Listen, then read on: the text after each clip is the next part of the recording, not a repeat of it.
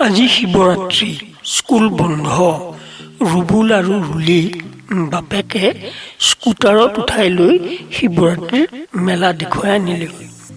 মেলাৰ পৰা আহোঁতে দুয়োটাই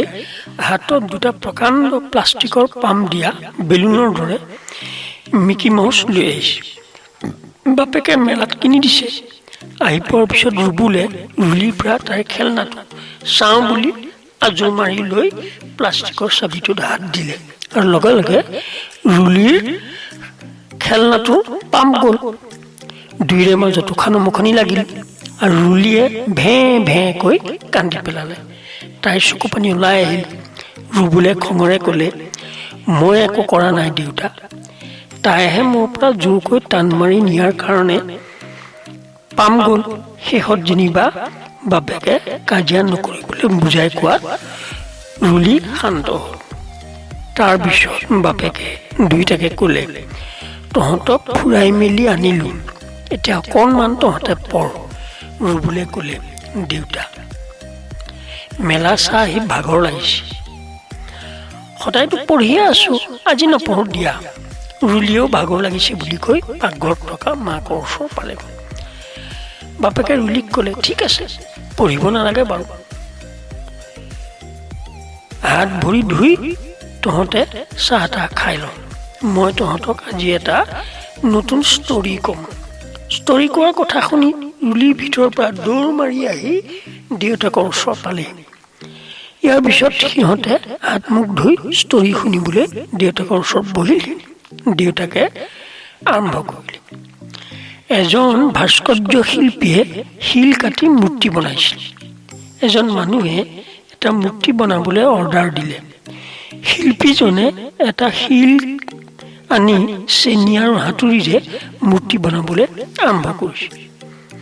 হাতুৰি কোব খাই শিলটোৱে ক'লে যে মালিক মই হাতুৰি কোব সহ্য কৰিব নোৱাৰো মোক এৰি দিয়ক শিল্পীজনে আন এটা শিল আনি মূৰ্তি বনালে গ্ৰাহকজন এদিন আহি মূৰ্তিটো আৰু লগতে আঘাতপ্ৰাপ্ত শিলটোৰ লগতে লৈ গ'ল নি মন্দিৰত প্ৰতিষ্ঠা কৰিলে মন্দিৰত দৰ্শনাৰ্থীৰ ভিৰ হ'ল দৰ্শনাৰ্থী ভক্তই ফুল বেলপাতেৰে মূৰ্তিটোত সেৱা জনালে ইয়াকে দেখি আনটো শিলে মূৰ্তিটোক প্ৰশ্ন কৰিলে যে বন্ধু তোমাক মানুহে ভক্তিভাৱেৰে ভগৱান বুলি মূৰ দোৱাই কিন্তু মই তোমাৰ কাষতে থকা স্বত্তেও মানুহে মোক সেৱা নজনায় কাৰণটো কি ইয়াৰ উত্তৰত শিলৰ মূৰ্তিটোৱে ক'লে যে বন্ধু জীৱনত মই হাতুৰি কোব মূৰ পাতি লৈ ভগৱানৰ শাৰীত স্থান পাইছোঁ কিন্তু তুমি হাতুৰি কোব সহ্য কৰিব নোৱাৰা সেইবাবে শিল হৈ ৰুলা এতিয়া শুন মোৰ স্কুটাৰত বহুৱাই লৈ তহঁতক মই শিৱৰাত্ৰিৰ মেলা দেখুৱাই আনিলোঁ ভাগৰ লাগিব লাগিছিল মোৰ কিন্তু এটা ভাগৰ লাগিছে তহঁতৰ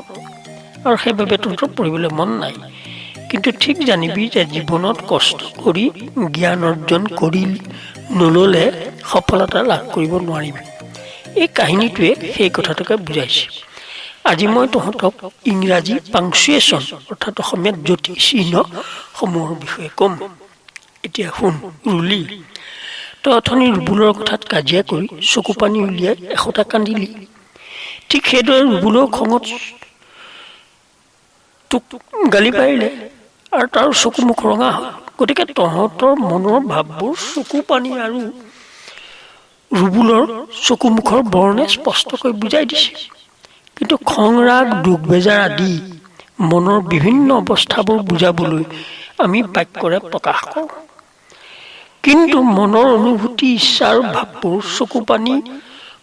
খং ৰাগৰ সলনি কিছুমান চিনেৰে প্ৰকাশ কৰা হয় অৰ্থাৎ আমি কথা কওঁতে চেহেৰা দেখি বুজি পাওঁ কাৰ খং উঠিছে কাৰ দুখ লাগিছে বা কোনে কি ভাৱত কথা কৈছে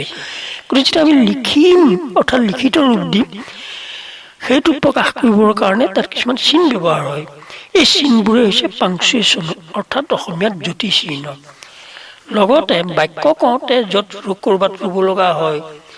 কোনোবা ঠাইত আকৌ কিবা বেলেগ কথা উল্লেখ কৰা হয় গতিকে এই গোটেইবোৰৰ বাবে কিছুমান চিহ্ন বা চিন আছে আৰু এই চিনবোৰ ব্যৱহাৰ কৰা হয় এই আটাইবোৰ চিহ্ন বা চিনৰ বিষয়ে তহঁতক ক'ম মন দি শুনি যাবি